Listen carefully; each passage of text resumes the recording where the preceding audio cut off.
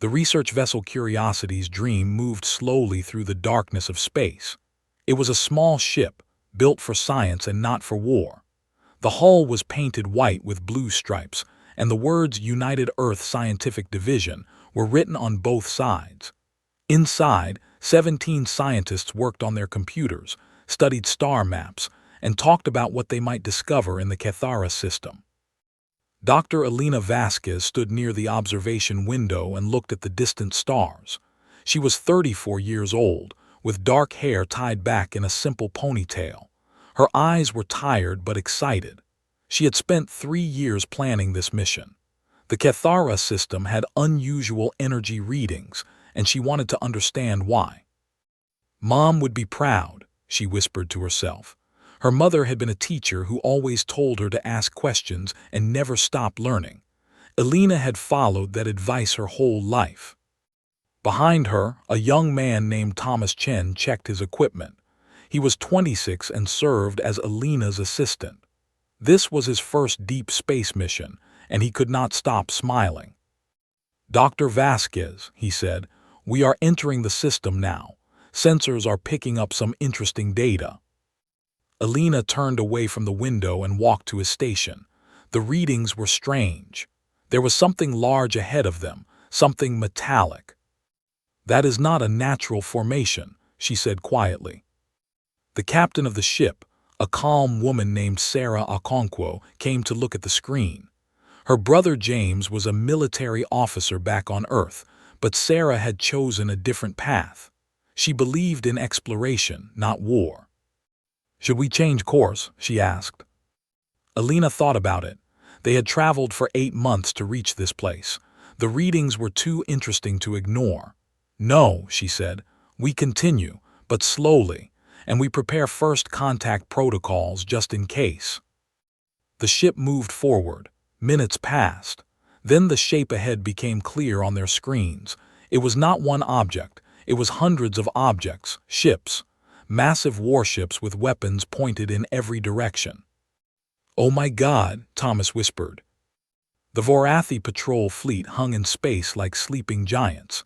Each ship was 5 times larger than the Curiosity's Dream. Their hulls were black and covered with strange symbols. They looked like they were built for one purpose only: destruction. Captain Okonkwo's hands trembled slightly as she opened a communication channel. "This is the Earth vessel Curiosity's Dream. We are on a peaceful scientific mission. We mean no harm. Please respond." Silence. Elena stepped forward. "Let me try." She had studied xenolinguistics for years. She knew how to speak to beings who were different from humans. "Unknown vessels, we come in peace. We are explorers. We wish only to learn and share knowledge." More silence, then finally a response. The main screen flickered and showed a face. It was not human. The Vorathi had gray skin, 4 eyes arranged in a diamond pattern, and mouths filled with small, sharp teeth.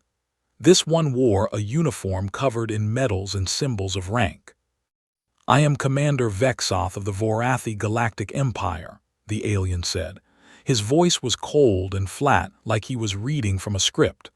"You have entered restricted space." Elena kept her voice calm and friendly. "Commander Vexoth, we apologize. We did not know this space was restricted. We are from a planet called Earth. This is our first time in this region. We are scientists, not soldiers." Vexoth stared at her. His 4 eyes moved independently, examining her face, her ship, her crew. Something like disgust crossed his features. "What species are you?" he asked. "We are humans." "Humans?" He said the word like it tasted bad. "I have never heard of humans. You are primitive. Your ship has no weapons, no shields. You are vermin." Elena felt a chill run down her spine, but she kept smiling. "We prefer the term newcomers. We have much to learn from older civilizations like yours. Perhaps we could share information.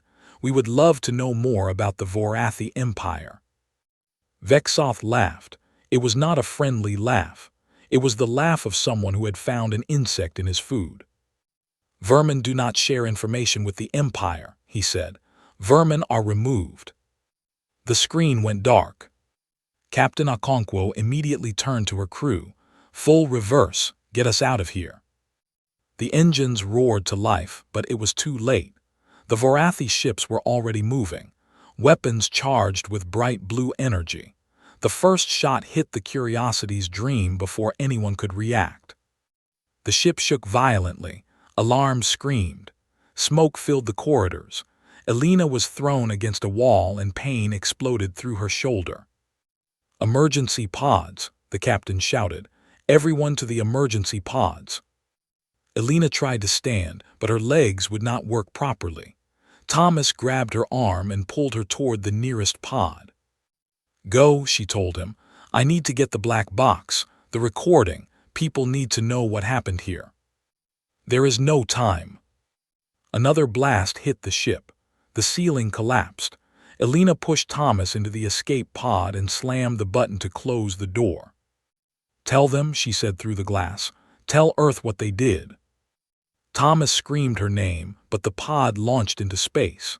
Through the small window, he watched the Curiosity's Dream break apart under the Vorathi assault. He saw Dr. Vasquez standing at the observation window, still looking at the stars, still calm, even as fire consumed everything around her. The Vorathi did not chase the escape pod. It was too small to bother with. They assumed the cold of space would kill whoever was inside. They were wrong. Thomas survived. Barely. For 3 weeks he drifted alone in the darkness, rationing his oxygen, writing everything he remembered, recording his testimony on the pod's simple computer. When a human merchant ship finally found him, he was almost dead. His body was frozen in some places and burned in others. But the black box was intact, and his recording was clear. When the people of Earth saw what happened, when they heard Elena's peaceful words and the Vorathi commander's cruel response, something changed. Mothers wept. Fathers grew silent. Children asked questions that had no good answers. The government sent messages to the Vorathi Empire. They demanded an explanation, an apology, justice. The Empire's response came in a single line of text: "Vermin do not merit explanation." That night, across every city on Earth, people looked up at the stars. They had always dreamed of finding friends among those distant lights. Now they knew the truth. The universe was not waiting for them with open arms. The universe had teeth, and it had just shown them. Humanity had sent 17 scientists to ask questions. The Vorathi had sent back one frozen body, and a lesson written in blood. The question now was simple. What would humanity do with that lesson? The galaxy believed that humans had accepted their place.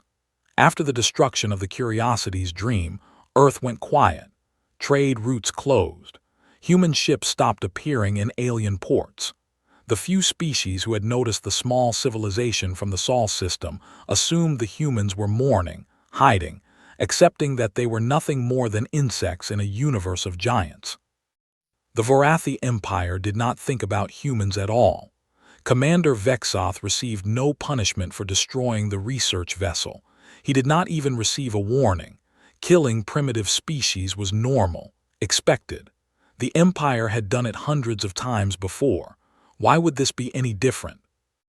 They could not have been more wrong. On Earth, the governments of every nation gathered in emergency session. For the first time in human history, there was no argument between countries, no fighting over borders or resources or old wounds. Every leader looked at the same recording. Every leader heard Elena Vasquez say, "We come in peace," and watched her die for saying it. The president of the United Earth Council, a gray-haired man named Marcus Webb, stood before the assembly. His hands were steady, but his voice cracked when he spoke. "We have tried diplomacy," he said. "We have sent messages to every species we know. We have asked for help. We have begged for justice. The response has been silence or mockery. The Vorathi call us vermin. The other empires see us as too weak to matter." He paused and looked at the faces around him. Anger, grief, fear, determination. "They think we will cry and hide. They think we will accept this. They are wrong. We are the children of a planet that spent 10,000 years at war with itself. We invented weapons before we invented writing. We split the atom. We walked on our moon. We cured diseases that killed millions. We did all of this while fighting each other." His voice grew stronger. "Imagine what we can do when we are united. Imagine what we can build when every human on Earth works toward the same goal. They wanted to teach us a lesson about power. Fine, we are fast learners." That day, Earth began its transformation. In secret locations across the solar system, construction began. Asteroid belts became shipyards. Moons became factories. The dark side of Luna, Earth's moon, was hollowed out and filled with research facilities. Scientists who had studied medicine now studied weapons. Engineers who had built bridges now built warships. The project was called Silent Thunder. Only a few thousand people knew it existed. To the rest of the galaxy, Earth was still a quiet, broken civilization licking its wounds. 5 years passed. Admiral James Okonkwo stood on the bridge of the Remembrance, the flagship of the United Earth Fleet. He was 52 years old, with a shaved head and eyes that had seen too much sadness. His sister Sarah had died on the Curiosity's Dream. He kept her photograph in his pocket, next to a photograph of Elena Vasquez. Around him, officers worked at their stations. The bridge was quiet and efficient.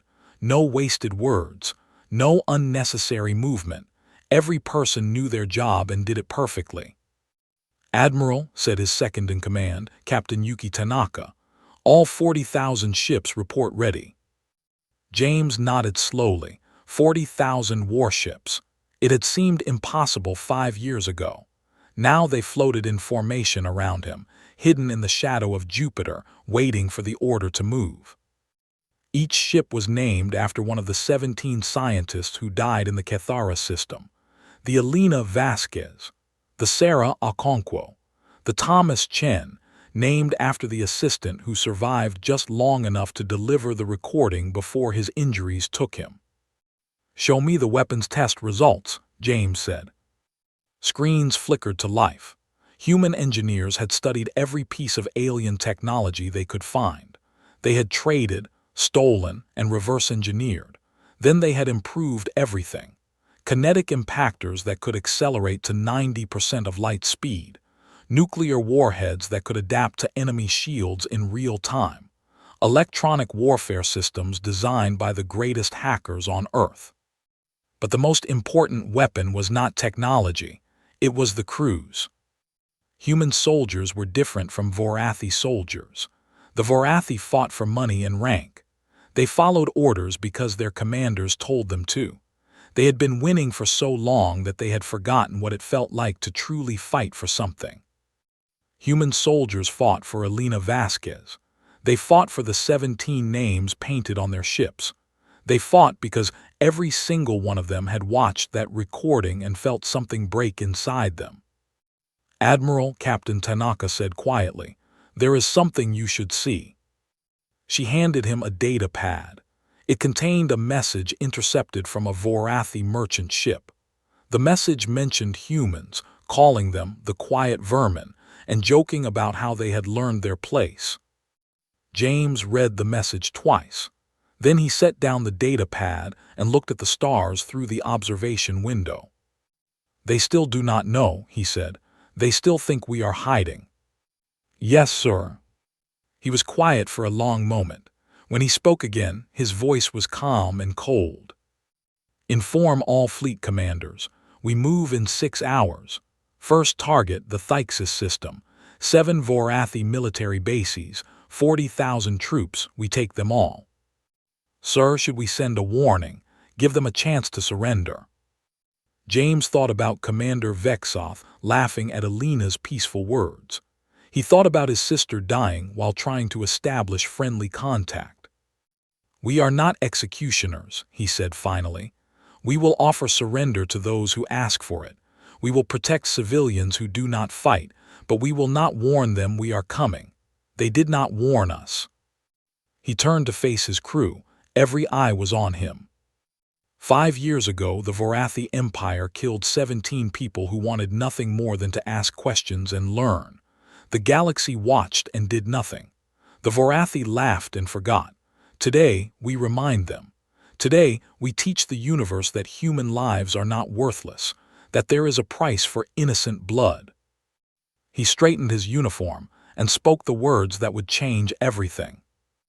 All ships prepare for faster-than-light jump. Destination, Vorathi space. It is time for the galaxy to learn what humanity becomes when you take everything peaceful from us. The engines of 40,000 warships roared to life. The silent years were over. The thunder was about to begin.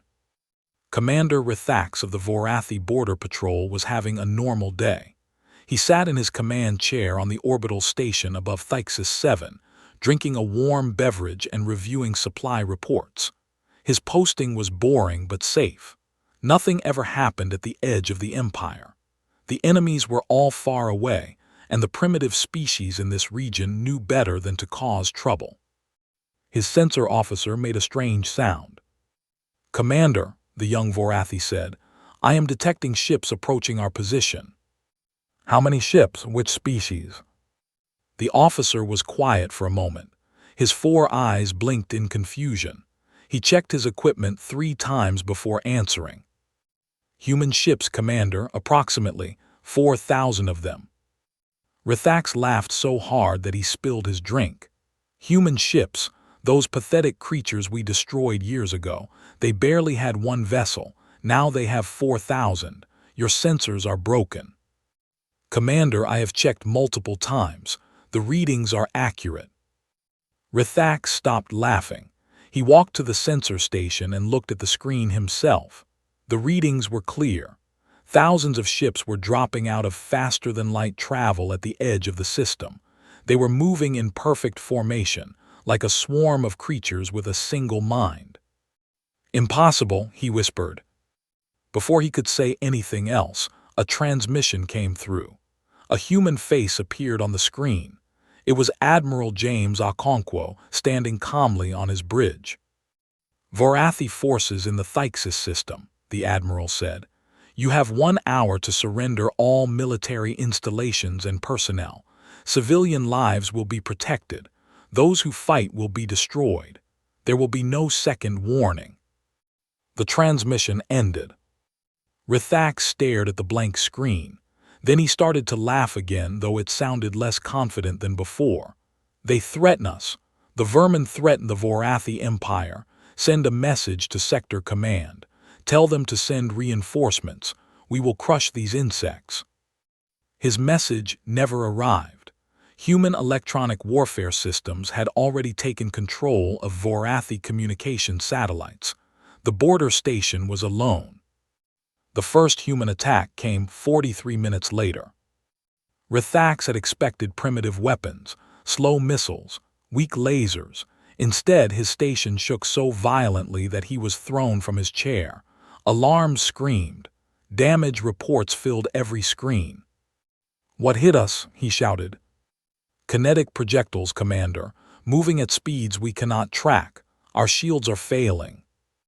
Another impact. The station tilted. Fires broke out in 3 sections. Through the observation window, Rithax could see the human fleet approaching. Their ships were smaller than Vorathi warships, but they moved with terrifying speed and precision. "Return fire, launch all fighters." The Vorathi weapons fired. The human ships simply moved out of the way. Their pilots predicted the attacks before they happened, dancing through space like shadows. When the Vorathi fighters launched, human interceptors met them in seconds. The battle lasted less than 5 minutes. Every Vorathi fighter was destroyed. "Commander," the sensor officer said, his voice shaking, "they are targeting the station's weapon systems only. They are not attacking the civilian sections." Rithax did not understand. The Vorathi would have destroyed everything. Why were the humans holding back? The answer came when his weapons went offline. Every gun, every missile launcher, every defensive system, all destroyed with surgical precision. The station was helpless. The Admiral's face appeared on the screen again. Your weapons are gone, your fighters are destroyed. You can surrender now and your crew will live, or you can wait and we will remove you from the station by force. Choose quickly. Rithax looked at his crew. They were young. Most of them had families. He thought about fighting to the death for the glory of the Empire. Then he thought about what glory meant when you were floating dead in space. We surrender, he said quietly. The humans boarded the station an hour later. They were efficient and professional. They separated military personnel from civilians. They provided medical care to the wounded, including Vorathi soldiers who had fought against them. They asked questions about fleet movements and base locations. And they treated prisoners with respect. Rithax watched in confusion as a human medic bandaged the arm of a Vorathi soldier who had killed 2 human marines during the boarding action. Why? Rithax asked the nearest human officer. Why do you help him? He killed your people. The human looked at him with cold eyes. Because we are not you. We do not murder helpless enemies. We do not destroy those who cannot fight back. We are here because your empire killed innocent scientists who only wanted peace. We will break your military. We will end your ability to threaten anyone ever again. But we will not become monsters to do it. The battle for Thyxis 7 lasted 6 hours. All 7 military installations fell. 40,000 Vorathi soldiers were captured or killed. Human losses were significant, 2,000 dead, but the victory was complete. News of the attack spread across the galaxy like fire. Species who had ignored humanity now paid attention. The Galactic Council demanded emergency meetings. The Vorathi Empire, for the first time in 3,000 years, faced an enemy they could not simply crush. More human fleets appeared. Thyxis 6 fell, then Thyxis 5, then the Cathara system itself where it all began. In the exact coordinates where the Curiosity's dream was destroyed, human engineers built a memorial. It was a simple structure, a white pillar with 17 names carved into its surface. Ships from the human fleet flew past in formation, dipping their wings in respect. Admiral Okonkwo stood alone at the memorial's base. He held his sister's photograph in his hands. "We are here, Sarah," he said quietly. "We made them answer for what they did, but we did it our way. We protected the innocent. We gave mercy to those who asked for it. You would be proud, I think." He placed the photograph at the base of the memorial and turned back to his ship. The war was not over. The Vorathi Empire was vast and its core worlds were still untouched, but humanity had proven something important. They were not vermin. They were not weak. They were a species that could be kind and merciful, but cross them, hurt their innocent, and they would become the most dangerous force the galaxy had ever seen. The message was clear. Human lives had value, and the price for taking them was about to be paid in full. Supreme Ascendant Korthax, the Eternal, had ruled the Vorathi Empire for 200 years. He had crushed rebellions, conquered star systems, and made entire species bow before his throne. No enemy had ever made him feel afraid. Until now. He stood in his war room, surrounded by admirals and generals who refused to meet his eyes. The holographic map before them showed the Empire's territory. Red marks indicated lost systems. There were too many red marks. "Explain this to me," Korthax said, his voice quiet and dangerous. "Explain how a species we had never heard of 6 years ago is now destroying our military." Grand Admiral Vexara, the highest-ranking military officer in the Empire, stepped forward. She was old and scarred, a veteran of 100 campaigns. Her hands trembled as she pointed at the map. "Supreme Ascendant, the humans are unlike any enemy we have faced. Their technology has advanced beyond our understanding. Their soldiers fight with a focus and determination that our troops cannot match. And their tactics—" She paused, searching for words. "Their tactics are designed specifically to break us. They do not attack population centers. They do not harm civilians. Instead, they systematically destroy everything that allows us to make war: shipyards, fuel stations, communication arrays, training facilities. They are not trying to kill us. They are trying to make it impossible for us to fight. Korthax slammed his fist on the table. Then we fight harder. We have 3,000 years of military tradition. We have the largest fleet in the galaxy. We will not be defeated by insects. Supreme Ascendant, Vexara said carefully, we have lost 40% of our military capacity in 8 months. Our remaining fleet is scattered and demoralized. Many outer systems have already surrendered to human forces rather than face attack. Traitors, they will be punished. With respect, Supreme Ascendant, there will be no one left to punish them if this continues. The room went silent.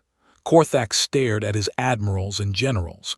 These were the most powerful warriors in the Empire, and they were afraid. "What do you suggest?" he asked finally. "We gather every ship we have left," Vexara said. "We meet them at the Vorathi Nebula in the heart of our territory. We fight one decisive battle. If we win, we break their momentum. If we lose—" She did not finish the sentence. She did not need to. Korthax nodded slowly. "Make it happen, and find Commander Vexoth, the one who destroyed their research vessel. I want him on the front line. Let him face the consequences of his actions." The Battle of the Vorathi Nebula was the largest space engagement in galactic history. The Empire gathered 6,000 warships, every vessel they could find. The humans arrived with 12,000, including ships from reserve fleets that had been waiting for this moment. Commander Vexoth stood on the bridge of his cruiser, watching the human fleet approach through the purple gases of the nebula. He had been promoted after destroying the Curiosity's dream. Now that promotion felt like a curse. "Sir," his tactical officer said, "the human flagship is broadcasting a message." Admiral Okonkwo's face appeared on the screen. He looked tired but determined. "Vorathi forces," the admiral said, "this is your final chance to surrender. You cannot win this battle. Your ships are outnumbered and outgunned. Lay down your weapons and your crews will be treated with respect. Continue fighting and you will be destroyed. The choice is yours." Vexoth remembered the day he had called humans vermin. He remembered laughing at their peaceful words. He was not laughing now. "All ships," Supreme Ascendant Korthax broadcast from his command vessel, "attack, for the glory of the Empire." The battle began. Human ships moved through the nebula like ghosts. Their sensors cut through the interference that blinded Vorathi equipment. Their weapons found targets that Vorathi gunners could not see. Explosions lit up the purple clouds as ship after ship was destroyed. Vexoth watched in horror as the cruiser next to his vanished in a ball of fire. His own ship shook as human missiles struck his shields. Warning alarms filled the bridge. "Return fire," he shouted. His weapons fired blindly into the nebula. He hit nothing. The battle lasted 9 days. 9 days of constant fighting, constant death, constant retreat. Vorathi crews fought bravely, but bravery was not enough. Human tactics were too good. Human weapons were too powerful. Human pilots were too skilled. On the 5th day, Korthax's command vessel was disabled. The Supreme Ascendant escaped in a shuttle, watching his flagship explode behind him. On the 7th day, Grand Admiral Vexara surrendered her battle group rather than let her crews die for nothing. On the 9th day, Commander Vexoth's cruiser was the last Vorathi warship still fighting. His engines were gone. His weapons were empty. Most of his crew was dead. A human destroyer approached slowly. It matched speed with his crippled vessel. A voice came through the communication system. "Commander Vexoth, we know who you are. We know what you did at Cathara. Surrender now and you will face justice. Fight and you will die. But know this, if you surrender you will be treated fairly. That is more than you gave our people." Vexoth closed his eyes. He thought about Elena Vasquez saying, "We come in peace." He thought about the look on her face as he gave the order to destroy her ship. He had not felt guilty then. He felt guilty now. "I surrender," he said quietly. The battle was over. The Vorathi fleet was destroyed. More than 3,000 Imperial warships were gone. Human losses were heavy, 2,000 ships destroyed, tens of thousands of sailors dead. But the path to the Vorathi homeworld was now open. Across the galaxy, other species watched in amazement. The mighty Vorathi Empire, which had ruled with an iron fist for 3,000 years, had been broken by a species most of them had never heard of. The Galactic Council held an emergency session. Ambassadors from 100 worlds debated what to do. Some wanted to help the Vorathi. Others wanted to stay neutral. A few quietly began reaching out to humanity, hoping to establish friendly relations with the new power. On Earth, people watched the news reports in silence. They saw the victory. They saw the cost. They knew the war was almost over. But one question remained. What would humanity do when they reached the Vorathi homeworld? Would they take revenge for their murdered scientists? Would they become the monsters they had set out to defeat? Admiral Okonkwo looked at the star maps showing the path to Vorathi Prime. 40 billion people lived on that world. Innocent people who had nothing to do with the decision to destroy the Curiosity's dream. "We are almost there," Captain Tanaka said quietly. "What are your orders, Admiral?" Okonkwo was silent for a long moment.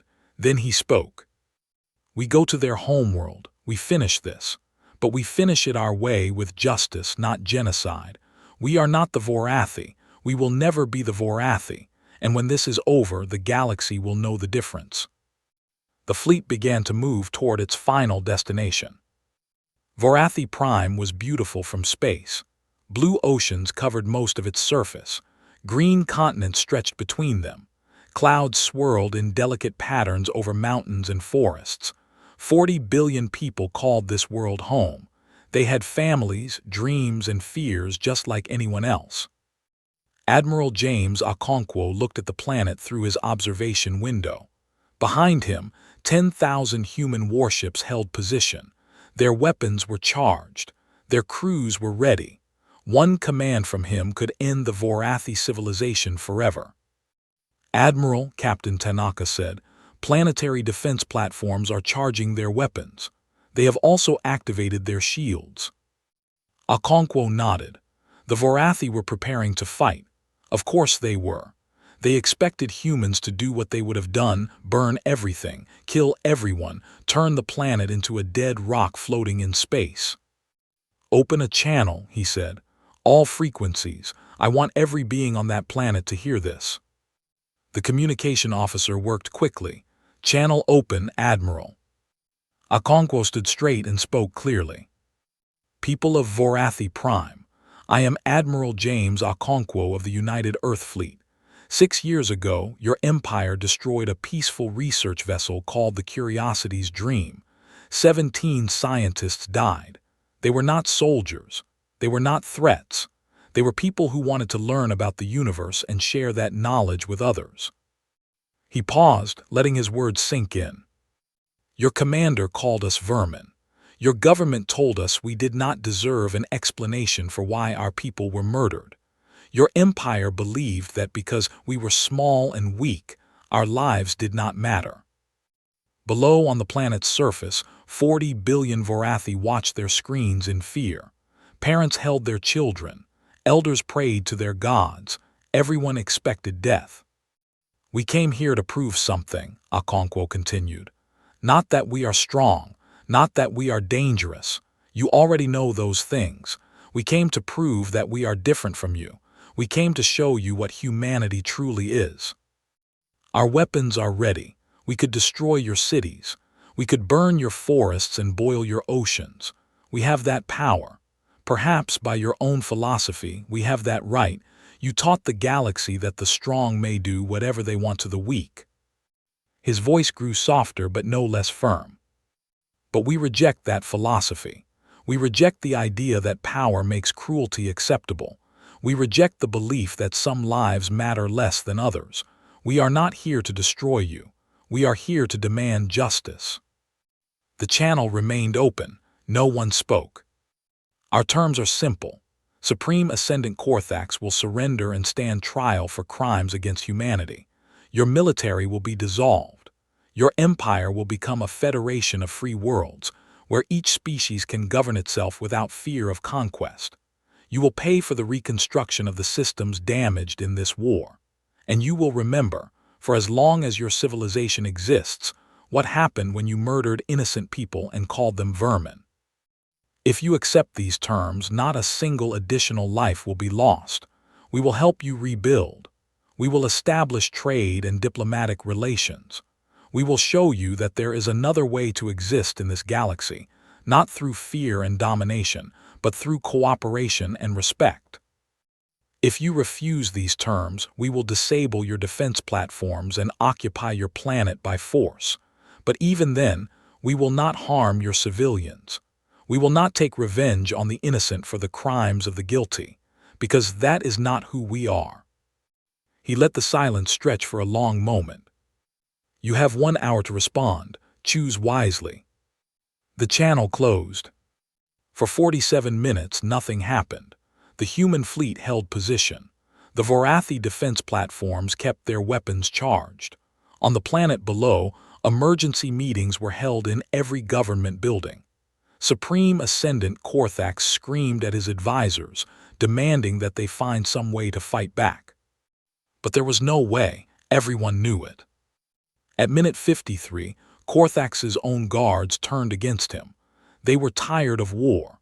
They were tired of watching their sons and daughters die for an empire that had started a fight it could not finish. They arrested the Supreme Ascendant and brought him to the communication center. A Vorathi official appeared on the screen. She was young, with frightened eyes but a steady voice. "Admiral Okonkwo," she said, "we accept your terms. Supreme Ascendant Korthax is in custody. We will comply with all of your demands. Please, show us the mercy you promised." Okonkwo let out a breath he had not realized he was holding. "We will," he said, "send a shuttle with Korthax aboard. Human forces will begin landing to secure military installations. Civilians should remain calm. No harm will come to them." The occupation of Vorathi Prime took 3 days. Human soldiers walked through cities where billions of aliens watched them with mixtures of fear and amazement. These were the monsters their government had warned them about, except they were not acting like monsters. Human medics helped at Vorathi hospitals. Human engineers repaired power systems damaged during the orbital approach. Human soldiers shared their food with hungry Vorathi children and explained, through translators, that the war was over. 1 week later, the trial of Korthax began. Representatives from 30 species attended. The evidence was clear. Recordings of the Cathara massacre, intercepted communications showing that Korthax had personally approved the policy of destroying primitive species, testimony from Vorathi officers who had followed his orders out of fear. The trial lasted 3 months. At the end, Korthax was found guilty of crimes against sentient life. His sentence was unusual but fitting. He would spend the rest of his existence in a comfortable prison cell with one obligation.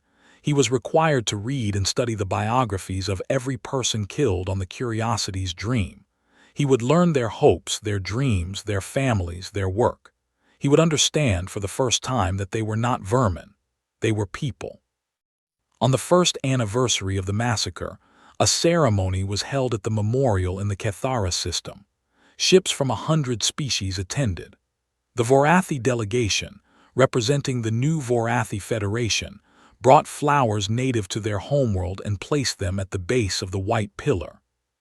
Elena Vasquez's children, now adults, spoke at the ceremony. Her daughter Maria had her mother's eyes. "My mother believed in the goodness of the universe," Maria said.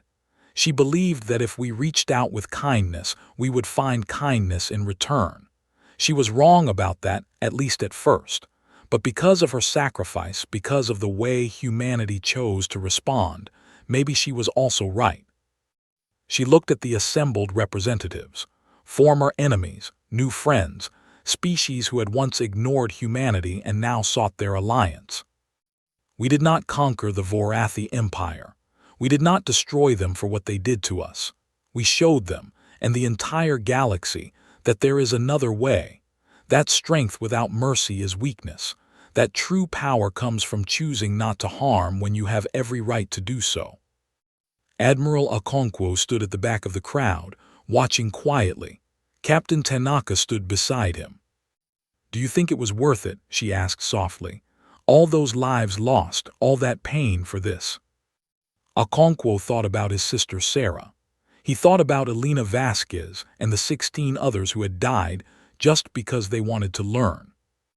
"Ask me in 100 years," he said. "Ask me when humans and Vorathi are building things together instead of destroying each other. Ask me when children grow up in a galaxy where no species is called vermin. Then I will tell you if it was worth it." He looked up at the stars, the same stars his sister had loved, the same stars Elena Vasquez had studied. But I think she would say yes. I think Sarah would say that showing the universe what humanity can be, even in our worst moments of pain, was worth everything. The ceremony ended. Ships departed. The memorial remained, floating in the darkness where it had all begun. And across the galaxy, every species remembered the lesson humanity had taught them. No life is worthless. No people are vermin.